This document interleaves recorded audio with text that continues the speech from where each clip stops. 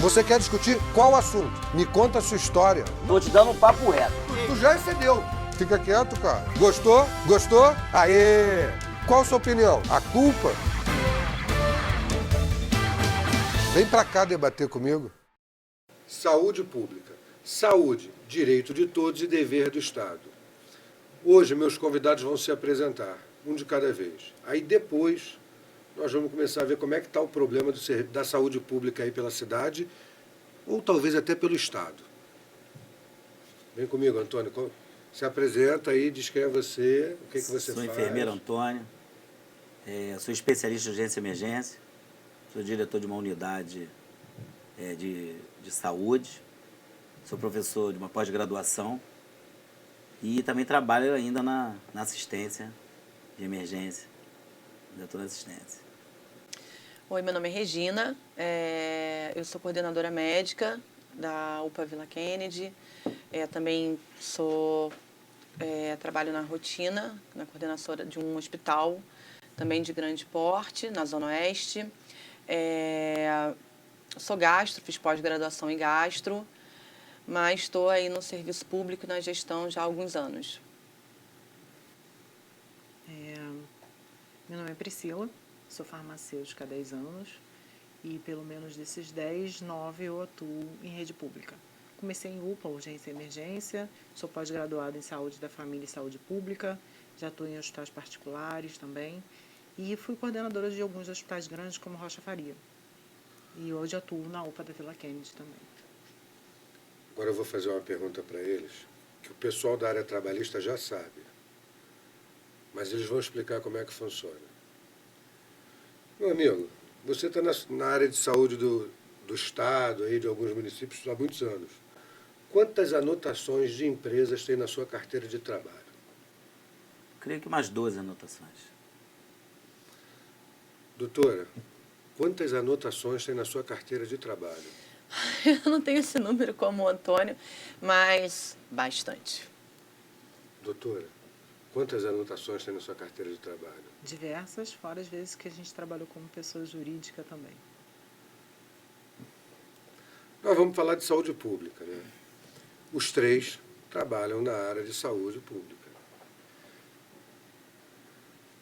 Vamos passar para outra pergunta, porque essa todo mundo já sabe. Meu amigo, você, na área de saúde, você é coordenador de uma equipe de enfermagem. Sim. Tem gente suficiente para trabalhar? Sim. E tem paciente o suficiente para a quantidade de trabalhadores? Sim. Nesse equipamento não está faltando qualificação. Doutora, a senhora é coordenadora médica. E nós saímos de uma pandemia. Pandemia é quase igual a uma guerra. É uma exceção. Como é que foi o período de pandemia coordenando ali os médicos? Que olhos você teve para esse período? Então, foi um período muito turbulento, né? Até porque era uma coisa desconhecida, né? Uma doença desconhecida, então a gente nos pegou de surpresa, né? A saúde vinha já bastante sucateada, né? De uns anos para cá, e com falta de equipamentos, até déficit de RH para trabalhar, com a demanda que a gente já tinha. E aí a gente foi pego por esse tsunami. Então, assim, aquele primeiro ciclo, né, da pandemia, ali de abril, maio de 2020, a nossa unidade realmente, os atendimentos dobraram, né, com pacientes com quadro grave. Qual unidade? Vila Kennedy. Acho que de uma forma geral, né? Ah, a gente, tá bom, né, tá bom. Você pode sentiu falar isso no sistema? Isso, o sistema Ótimo. realmente, tá? De uma forma geral. E houve déficit mesmo, não só de RH naquele momento, né? Pessoas para trabalhar, até porque as pessoas começaram a adoecer, né? Os profissionais começaram a adoecer. Equipamentos, alguns medicamentos, por conta de falta mesmo no mercado. Acho que isso foi uma coisa mundial. Como funciona essa relação de você, que está na farmácia entregando o remédio, porque é a fase final da consulta, é o cara pegar o remédio na farmácia. Então você recebe ali o final de toda aquela tragédia, né? Querer ser atendido no teu especialista. Às vezes o especialista está cansado, porque já atendeu um número absurdo de pessoas, e acaba ali na farmácia com uma receita médica. Eu recebo, na verdade, as suas piores frustrações do usuário, né? Ainda mais se eu não tenho para lhe atender, porque nem sempre que o médico passa exatamente o que vai ter ali. Ele passa o que o paciente precisa. E a grade da prefeitura ou o estado, ele tem uma grade padrão. Imagina, não tem como você ter tudo que tem dentro de uma drogaria. Na verdade, nem a drogaria, às vezes, tem tudo que você precisa. Então, ele realmente demanda, muitas vezes, a sua insatisfação. E, às vezes, a gente quer até explicar todo o processo para eles, e nem sempre tem uma resposta positiva em relação a isso. Né? Mas a gente já está ciente que vai ser dessa forma. Eu acho que com a questão até, foi relatado da pandemia, se tornou até um pouco mais paciente. Eu acho que se fala tanto de falta de remédio, falta disso, eu acho que eles passaram a absorver um pouco disso, que faltou de umas coisas para ter de outras, que o mercado não estava pronto para isso, a verdade é essa. Foi o que ela falou, não se faltou por causa, porque tem um governo tal, porque não tem um governo tal, se faltou porque não era uma demanda. Todas as compras elas são feitas dentro de uma curva histórica, né? De tudo. É feito dentro de uma curva histórica. E não se sabia como tratar tudo, se aborda por todos os campos, né? Foi se abordado por todos os campos, fora que nem as indústrias estavam prontas para produzir tantas coisas. Não tinha essa matéria-prima para produzir. Isso que as pessoas às vezes não colocam. Como que deixou faltar? Não é assim, não deixou faltar. A gente tinha um paciente que, vamos, por exemplo, fica numa internação, é um número hipotético, tá? Consome 10 ampolas de midazolam, que era um medicamento muito falado, midazolam e fentanil. Vamos supor que ele ficasse ali 3 dias, consumisse 10 ampolas de um, 10 ampolas de outro. A pessoa simplesmente era uma doença que ninguém conhecia. Aquilo não funcionava com aquele paciente. Aquela lógica não funcionava para ele. Era 30, era 40, e muitas vezes o paciente não era sedado. O mercado não estava pronto para isso, os profissionais não estavam prontos para isso. Eu sei porque eu trabalhei no início da pandemia, eu peguei Covid logo de início, porque eu fui montar o hospital de campanha. Eu ajudei a adequar hospitais como o que abriu em Maricá, adequar o hospital de Saquarema. Então, assim, eu rodei locais e ninguém estava pronto para isso. E não é porque o profissional não seja capacitado, é porque era tudo novo.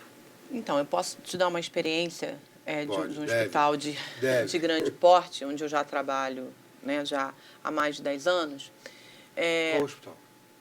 Que é o Hospital Albert Schweitzer, né? E que realmente, assim, parece que não, mas eu sinto uma melhora, uma evolução de melhora nesse período, né? Era um hospital que, quando eu entrei, a gente tinha 70 pacientes internados numa emergência, 50, 60. Então, já antes da pandemia, a gente já não vê isso, assim, essa quantidade. Eu acho que isso, emergências com pacientes lotados, eu acho que isso a gente conseguiu melhorar bastante a nível de saúde pública, acho que de uma forma geral no Rio, tá? O que acontece, que eu acho que é a questão, porque a gente ainda está um pouquinho caminhando lentamente, são o que você falou das especialidades, às vezes uma consulta com especialista, às vezes uma cirurgia, isso é um pouquinho mais difícil.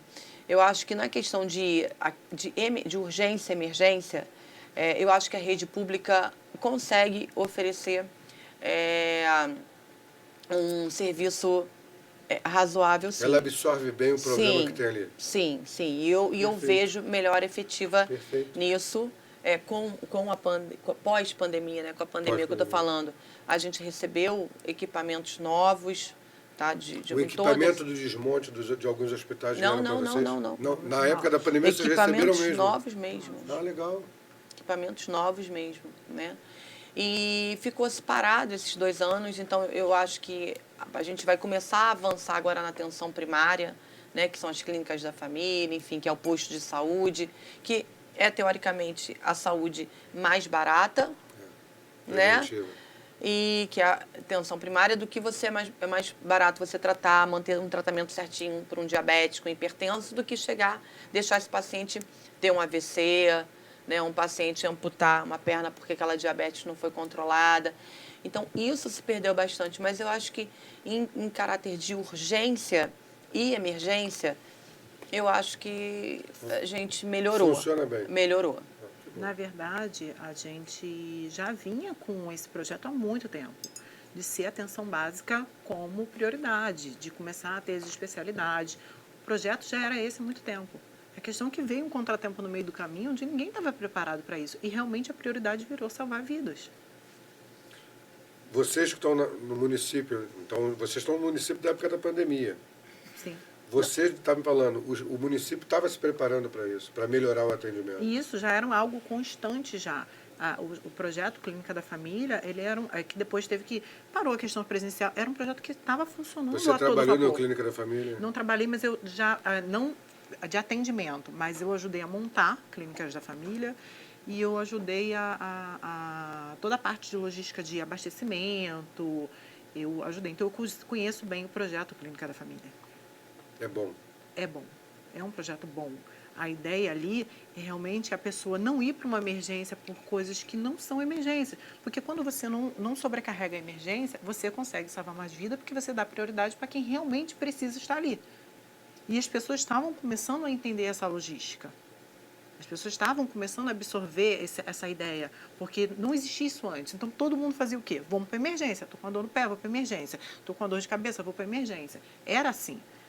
A Clínica da Família foi mudando esse conceito. O usuário entendeu como tinha que usar o sistema. Isso. Só que aí, com a pandemia, o que aconteceu? A gente já perdeu ali os nortes, porque foi algo totalmente novo. Hoje está todo mundo conseguindo caminhar novamente e encontrar seu caminho. A Clínica da Família está voltando novamente a todo vapor. A gente consegue falar para um paciente, olha, isso você realmente precisa ir para a Clínica da Família. A gente não conseguia falar, porque a gente tinha que falar para ele assim, fique em casa. Assim, eu acho que mesmo também antes da pandemia, um grande problema que se teve quando foram criadas as clínicas da família, tinha aquela questão das UPPs e tal, porque o que acontece?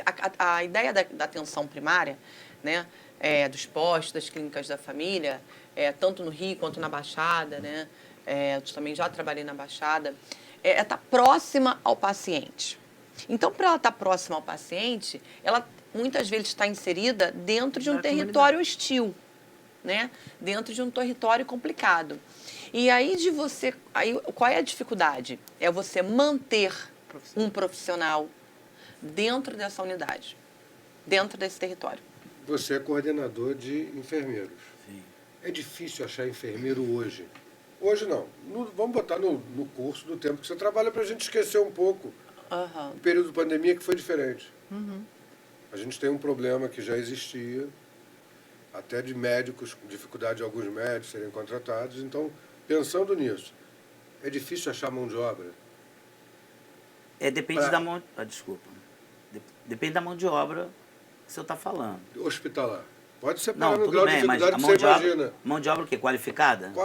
É difícil. É difícil uma É mão de difícil. obra Por qualificada. qualificação. Existe o NEP, Núcleo de Educação Permanente, vem verba dos governos e isso não é repassado. A capacitação é importante, não só para o profissional, mas como para a população também. O Estado, em geral, todos os estados, eles pecam muito, porque a atenção básica, como ela está falando, às vezes ela pega um paciente que chega na atenção básica com hepatite C. Ué, mas como ela adquiriu hepatite C? Ela adquiriu muitas das vezes. Em 2012, eu fiz um fórum de acidentes com motos, que eu era enfermeiro da sala de trauma, enfermeiro da Adão Pereira Nunes, e constatei que de tanta reclamação que a família falava, pô, meu parente adquiriu hepatite C aqui. E no fórum eu provei que eles adquiriam porque eram vítimas de trauma e o vírus da hepatite C dura até 7 dias. Ele é muito resistente. Então, quando o pré-hospitalar passava o colar cervical no paciente, chegava na unidade, tirava para levar de novo, pegava o outro. Então, a falta de capacitação disso. E investimento do Estado, um investimento que é pior do que um colar que deve ser centavos, né? E depois esse paciente pode vir a óbito, que é uma patologia grave. Além do óbito, o custo do tratamento desse paciente. Sim. E a pergunta com relação à capacitação do profissional é quando você tem uma capacitação, é cara. Muitas das vezes é cara. Eu faço isso há 25 anos. Me dedico nisso. E isso tem uma parte muito importante para mim. Isso eu não vejo com fins lucrativos, né? Não conta tudo agora, não. Já vou chegar na tua capacitação. Tá, tá. Já vou voltar para você. Calma, tá. senão eu tenho que depois te cortar no meio. Você não me respondeu a pergunta que eu fiz. Eu perguntei como é que era a relação daquele paciente estressado, que às vezes não tem uma medicação e que às vezes não alcança um exame, Eu acho que a gente chega a com o profissional da área da saúde. Como é que você tem que se portar e como é que você às vezes se sente? Porque o profissional da área de saúde reclama muito disso. É um fato. Sim. Eu sou maltratada, eu sou desrespeitada. Tem Tem até a autoridade que vai no hospital desrespeitar o profissional da área de saúde. Aham. Como a é gente que é? chega em 50%, 50%. Tem hora que você quer pegar sua bolsa e ir embora e sair correndo. Tipo, não aguento mais isso, não vou fazer outra coisa, vou virar hippie e largar essa vida. E tem aquelas pessoas que são muito gratas. Dentro daquela, eu acho que elas têm tão pouco e elas verem o cuidado de alguém, porque às vezes a pessoa não tem nem estudo e ela acha que ela não é merecedora nem do cuidado de alguém que estudou. Ah, você, como eles usam muito termo, uma pessoa muito humilde usa muito termo letrado, né? Ah, a pessoa que é letrada está me dando atenção. Quando eu não estou fazendo mais do que obrigação. Mas a pessoa se sente tão grata e você às vezes vê que fez diferença com uma informação para aquela pessoa, isso é muito gratificante, você vê que você fez diferença no dia a dia da pessoa. Mas tem gente que a gente tem vontade de pegar e matar também, mas a gente não pode. Eu acho Então, eu assim, acho que a gente vive uns 50%. Eu, graças a Deus, assim, eu já trabalhei em locais hostis mesmo, né? Com população humilde e ignorante, no sentido da ignorância mesmo, Falta da palavra. de conhecimento. Né? Assim, eu não tenho, graças a Deus, experiência nenhuma ruim com relação a isso, de alguma agressão, nada. Conheço colegas que sim, né?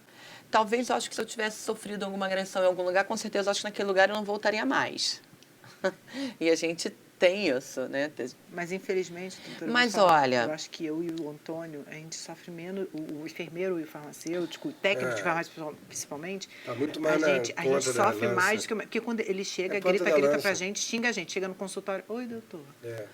Mas assim... Quem é grid médico é autoridade.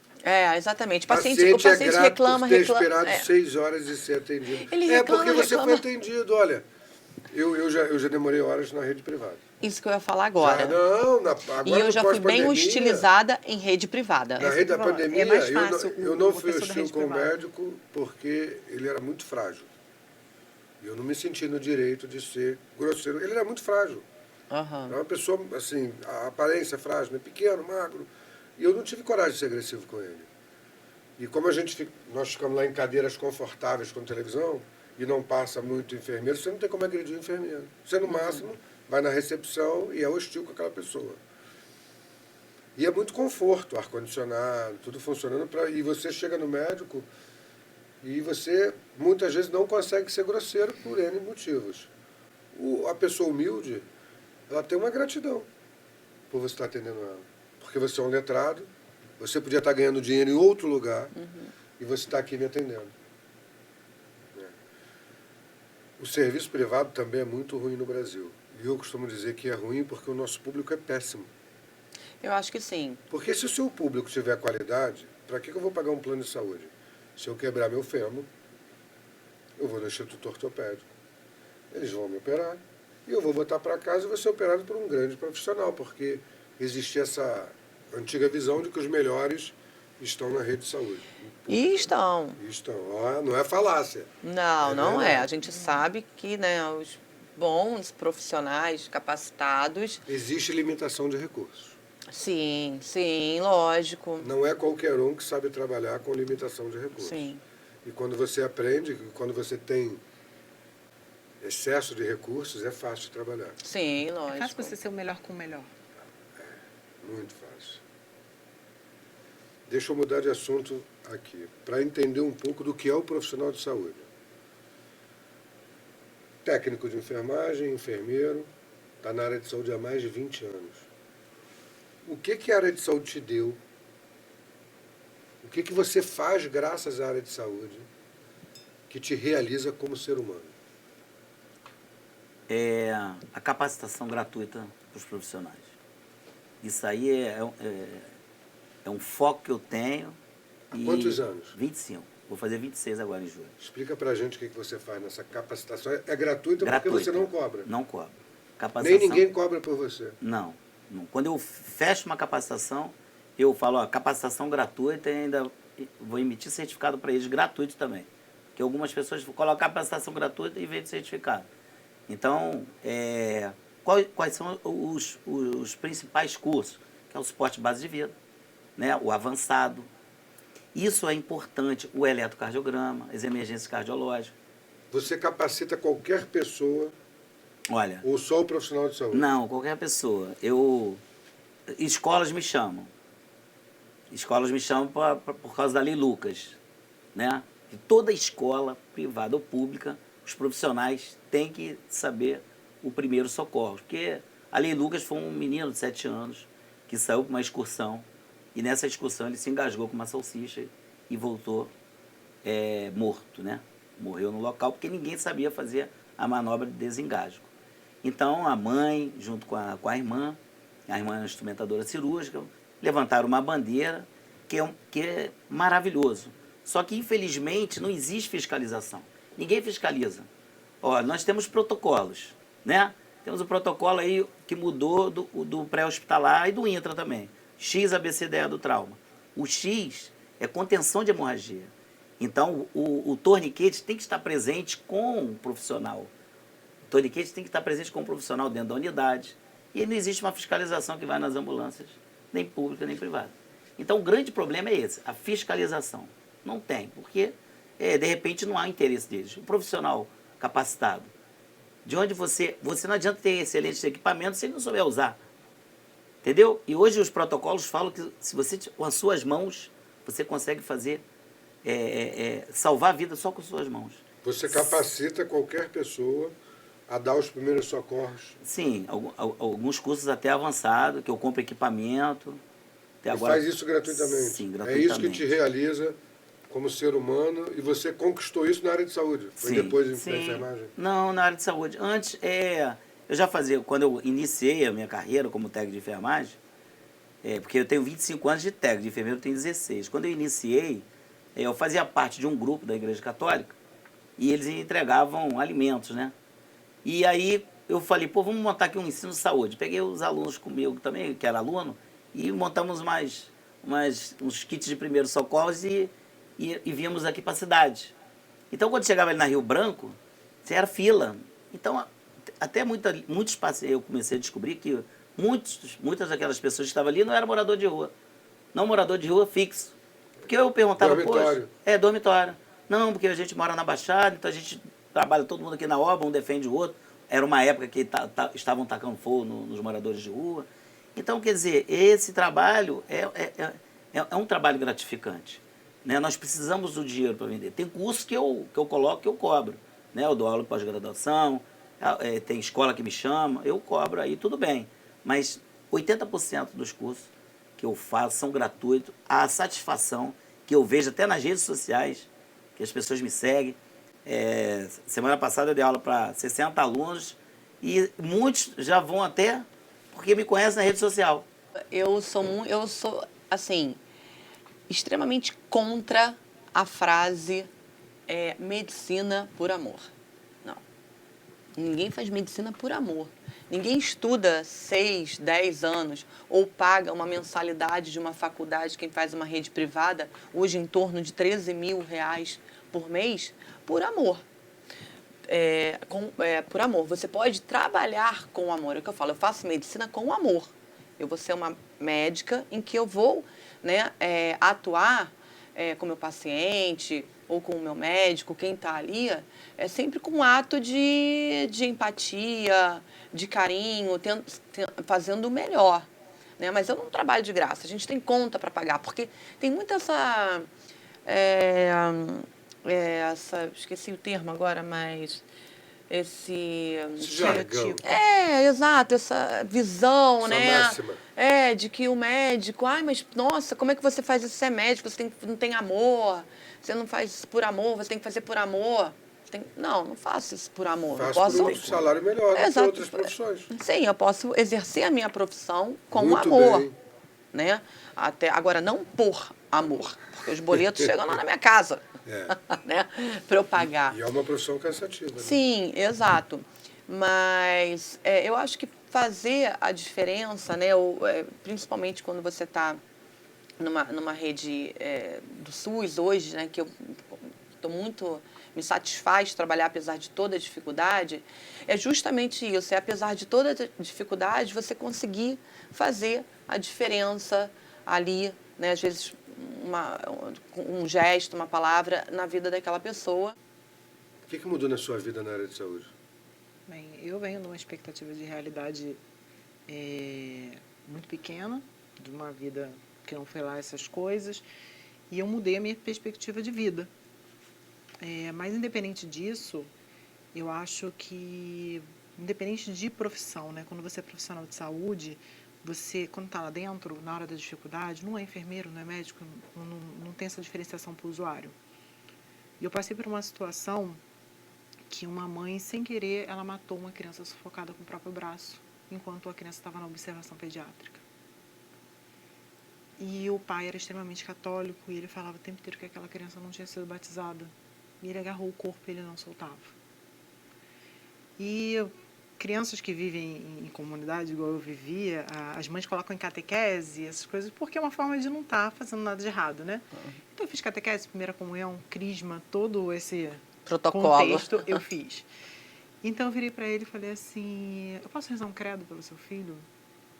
E eu consegui tirar a criança do colo do pai. Então, de uma forma ou de outra, eu estou fazendo diferença na vida das pessoas.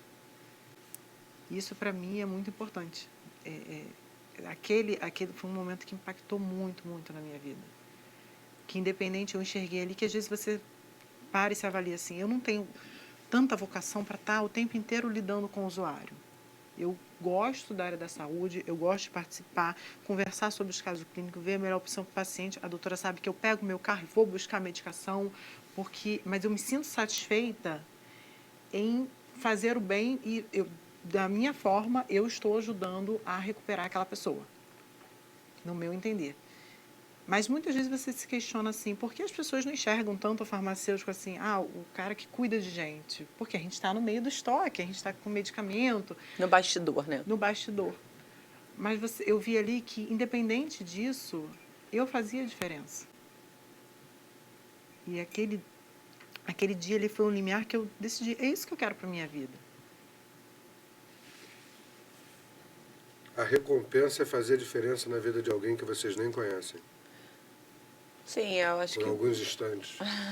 É fácil fazer a por diferença. alguns anos, né? É fácil você fazer a diferença para quem você conhece. É fácil você fazer o bem para quem você conhece. Isso não é caridade. Porque você tem um vínculo afetivo, você tem um vínculo emocional. É difícil fazer para quem você nunca viu. Você levantar da sua cama de madrugada porque chegou alguém e você está no seu horário de descanso, você vai atender, mas é alguém que você não conhece. Você sair do seu local e você vê aquela situação e que você pode ter uma palavra para mudar o dia daquela pessoa, porque o que aconteceu foi uma fatalidade horrível. Mas eu pude, naquele momento, usar da minha palavra e estar naquele local para poder fazer algo para aquela pessoa.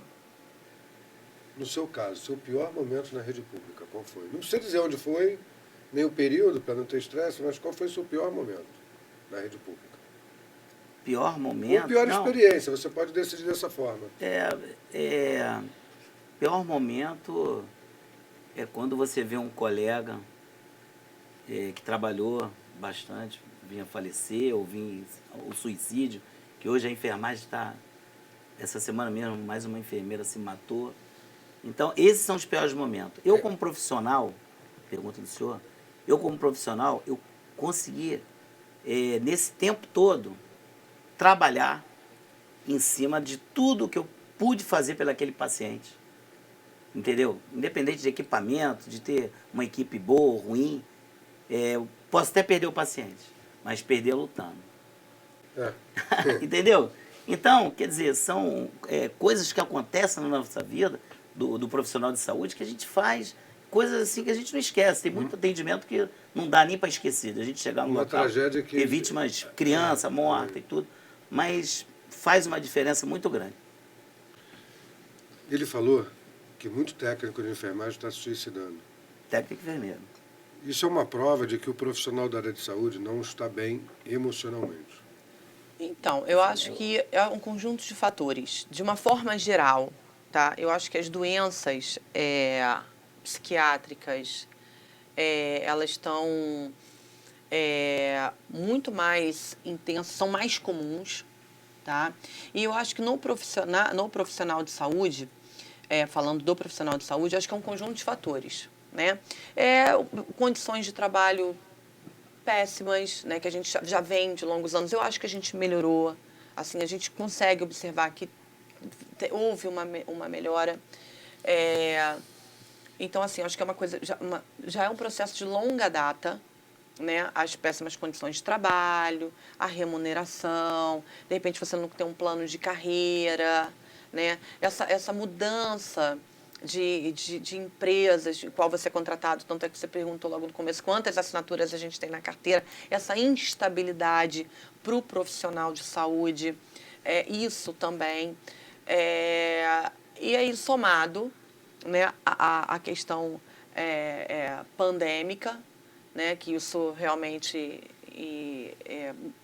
foi, acho que, o gatilho mesmo, né? Exaustão. Acho que a gente tem exaustão física e psicológica, tá? Não só pelas condições de trabalho, mas pelo excesso de trabalho que a gente vem tendo. Ele falou que os enfermeiros estão se suicidando. Você lida mais com médicos, óbvio. Você percebe que na classe de médicos também a galera está mais... Há 2 semanas ou 3 semanas atrás, o meu endócrino, a gente estava conversando e um paciente dele que é médico, ele está tentando falar com ele não conseguiu. Foi descobrir que ele tinha se suicidado. Então... Está aumentando. Tá. Você é da farmácia. A medicação. Existem medicações que normalmente são usadas para pessoas depressivas, com mais risco de suicídio. Você viu aumentar esse consumo de medicação? É perceptível ou nem é? Perceptível, e é perceptível entre os profissionais de saúde também. Quando eu estagiei, vamos por 10 anos atrás, a gente já tinha uma listinha no armário de controlado e não dispensar tais medicações para tal prescritor. Explica. Porque tinha um abuso do uso. Já. Pelo próprio profissional. Pelo próprio profissional. E muitas vezes, eu trabalhei posso dizer até, eu acho que é até melhor nem dizer o nome do local, trabalhei numa UPA, onde o enfermeiro foi achado dentro do banheiro, trancado, porque ele tinha injetado fentanil nele. Ele estava lá dentro desacordado. No começo do mês, uma técnica se matou. Entendeu? Então, assim, No a gente tem todo um cuidado em relação a isso. Foi. A gente tem todo um cuidado em relação a essas medicações. Desculpa. A gente tem todo um cuidado em relação a essas medicações. E coisas que aumentam, por exemplo, na época, eu já fui chefia, eu desisti um pouco na época dessa função, porque a gente teve um colapso na saúde em 2014 também, que foi, na época... De atraso de salário, né? Eu falava que eu vivia a central da LBV. A central da LBV. A gente ficava, era o meu celular, o telefone da unidade, mas o celular do outro farmacêutico, que ficava de plantão, que eu era coordenadora, e a gente ligando para as unidades para ver o que conseguia trocar, os salários atrasados, o que conseguia trocar. Faltava o básico, que era bromoprida. Mas faltava mesmo não ter nada dentro da unidade. Às vezes a gente fica com baixo, isso, aquilo, restringe, mas não tinha nada. Nada. E a gente tinha ali, na época, o Estado, essas questões de administração, eu falo que foram os piores momentos. Manda 10 funcionários embora. Você tem toda uma equipe montada, você tem um fluxo montado, você tem uma qualidade de serviço, e aquelas pessoas são pais de família, mães de família, manda embora. Porque quando quer reduzir custo, é logo no RH, né?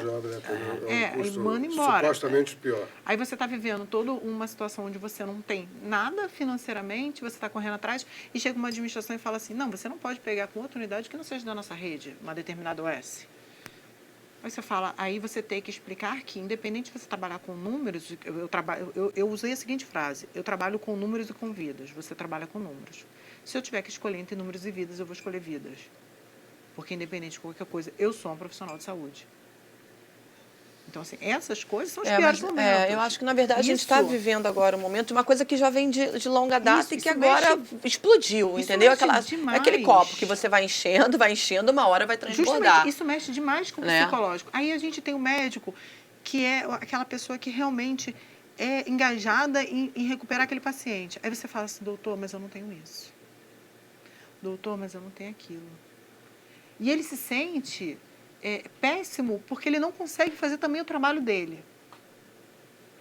Aí a gente vê o enfermeiro pegando alguma coisa, improvisando com um pedaço de luva, Exatamente. improvisando. Sabe, essas coisas vão saturando Vai. realmente as pessoas. Vai enchendo o copo. Vai enchendo o copo e uma Sabe o hora que é o você copo ouvir? Como transborda. você deixou faltar? Você mandou 5 e-mails, um por dia de semana. Como você deixou faltar isso? E fora depois, né, aí além de sofrer, né, essa coisa na nossa profissão, né, esse desgaste, a gente vai enchendo o copo, né, com os problemas da nossa profissão. Tem a nossa casa. Tem a nossa casa, Vida né? Tem pessoal. todos os outros problemas que a gente está vivenciando Vida no pessoal. mundo de uma forma geral, né? Chega um paciente que às vezes ele não tem mal de dor de cabeça, mas ele está mal psicologicamente. Ele desabafa toda a vida dele. Aí você ouve a vida dele e você fala assim, nossa, a minha está assim também. O profissional de saúde, Não é? o enfermeiro, principalmente, eu vou colocar a enfermagem em geral, nós trabalhamos sob plantão. Por quê? É trabalhar um dia, folga 2, 12 por 60. Mas o salário é baixo. Mas o que acontece? Você não consegue ficar num emprego só. Porque existe atraso. Né? Então, como é que você vai pagar suas contas?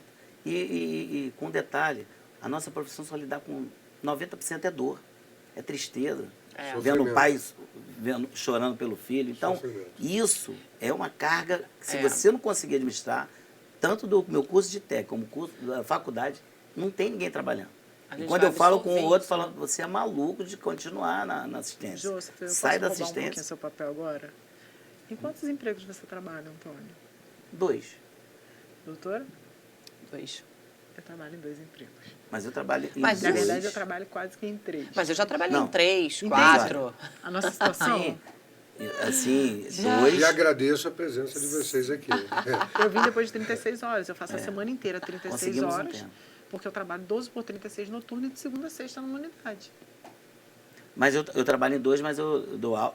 Você Na dá aula? unidade, sim, dou aula, faço outras Eu sou coisas. orientadora de estágio. Mas, preceptoria, sempre tem que estar pulando, né? O salário é ruim, de É modo péssimo. geral. E não existe uma Calma, fiscalização. calma, é péssimo. Já sei que você está se referindo ao seu. Uhum. Dizem, numa conversa de boca pequena, que médico é caríssimo. Que é caríssimo ter médico em hospital. Estou perguntando para uma médica.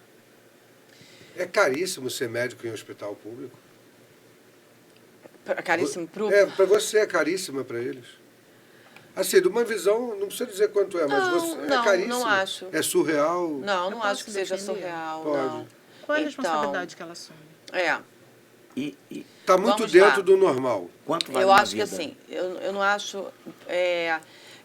vamos ser sinceros aqui, não acho que o salário básico hoje de qualquer médico que faça um plantão num hospital privado ou no público, que normalmente, né, é na mesma faixa, que comparado à média que a população ganha, é um salário ruim. Eu nunca vou brigar para que o médico ganhe menos. Eu vou brigar para que minha classe seja melhor representada financeiramente.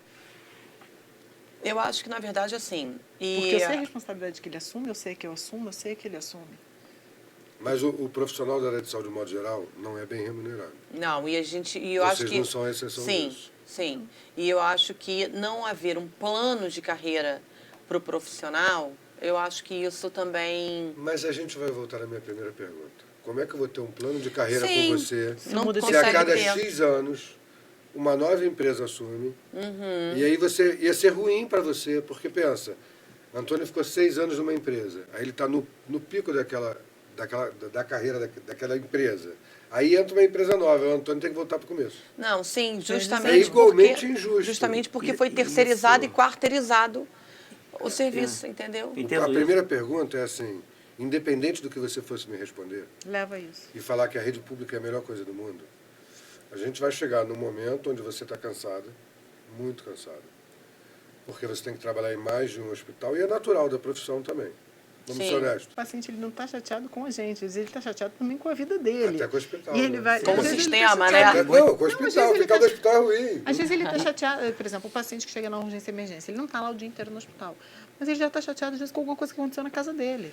Assim como você, Você entende? ele Assim como prestava eu também. serviço para o ente público, foi mandado embora, as contas continuam chegando, E justamente. ele passou mal, vai para o hospital e ainda vai ter que comprar remédio porque talvez não tenha na farmácia. Então, não existe um esforço de querer melhorar. Não existe. A gente vai dar murro em ponta de faca. A todo tempo. Quem vai fazer a diferença vai ser cada um. Aqui, eu não me considero anjo, herói, porque nenhum deles ganha um salário.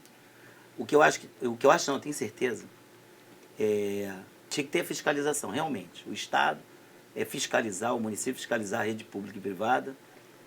Um enfermeiro ganha no município 3.200, no município de Nova Iguaçu ganha 1.400. O técnico ganha R$800 para trabalhar 24 horas dentro de um hospital enorme, que é o Hospital de Emergência da Porta.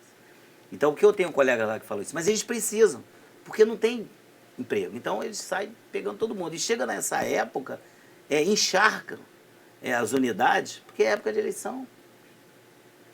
Aí depois que acaba a eleição, aí começa o RH, como foi dito. É um problema de gestão política. Gestão política séria. Tem que ter uma gestão política séria. De onde o cara que está ali, ele não ser o estadista. Ele começar, eu vou fazer, eu estou indo porque eu quero fazer uma diferença. Quem vai fazer a diferença é ele tem o poder da caneta. Então, é por aí. Entendeu? Eu acho que o movimento tem que ser dessa forma. Então, eu acho que o SUS é o melhor programa de saúde pública do mundo. É o melhor. Na teoria, sim. Na teoria, Na é o teoria, melhor. sim. Na teoria. Eu acho que se conseguisse botar o SUS todo ele em prática, seria perfeito. Entendeu? Agora, eu acho Se que a assim... teoria vier para o mundo empírico, o Isso. SUS já está pronto para tudo. Ele funciona. Sim. Legal. Mas falando assim, né, eu acho que investimento eu acho que plano de carreira profissional, eu acho que isso facilitaria muito esse desgaste que a gente tem, né? E a saúde mais barata, que é o investimento na atenção primária. A atenção primária é preventiva, né? Isso. Acho que não tem mistério. Eu acho que eu tocaria dentro dos mesmos pontos e a gente trabalhar dentro do quê? Pessoas realmente capacitadas dentro de determinadas funções. A gente trabalha o quê? Fulano indicado de ciclano, fulano indicado de beltrano, e assim vai. E aí começam os erros. Porque um não sabe comprar uma coisa, outro não sabe, enfim, muito dinheiro jogado fora. É muito. Quem nunca trabalhou numa unidade que recebeu algo que não servia de verdade, que não era de acordo com a bomba não batia com o equipo, aí troca novamente. Isso é tudo dinheiro jogado fora. E por que o profissional não tem um plano de carreira? Você vai ganhar a vida inteira a mesma coisa se dedicando? Então, do que adianta você ser um diferencial? As pessoas vão cansando, por melhor que sejam suas intenções ao entrar ali dentro. As pessoas cansam. Eu canso de ver colega de profissão que está mudando de profissão, que está fazendo outra coisa, está tentando abrir um negócio que não tem nada a ver muitas vezes com a área dele, porque ele está cansado. Investir em processos de qualidade. Processos de qualidade chega a qualidade para o usuário. É segurança para o usuário. Entendeu? E processo de gestão de qualidade não é barato. Porque ele é contínuo. Todo mês você vai gastar com etiqueta, todo mês você vai gastar com saco, todo mês você vai gastar com identificação e todo mês você vai gastar com qualificação do profissional. Isso é custo, mas isso se reflete no usuário. E, claro, investir na atenção básica, investir que as pessoas adoeçam menos. Não espere ela chegar no seu limite. Isso vale para o usuário e para o profissional de saúde. Hoje nós temos o usuário no seu limite e nós temos o profissional de saúde no seu limite. Muito obrigado, senhores. Muito obrigado. Como eu prometo para vocês sempre, dessa vez 3 cabeças não muito diferentes, notaram, né?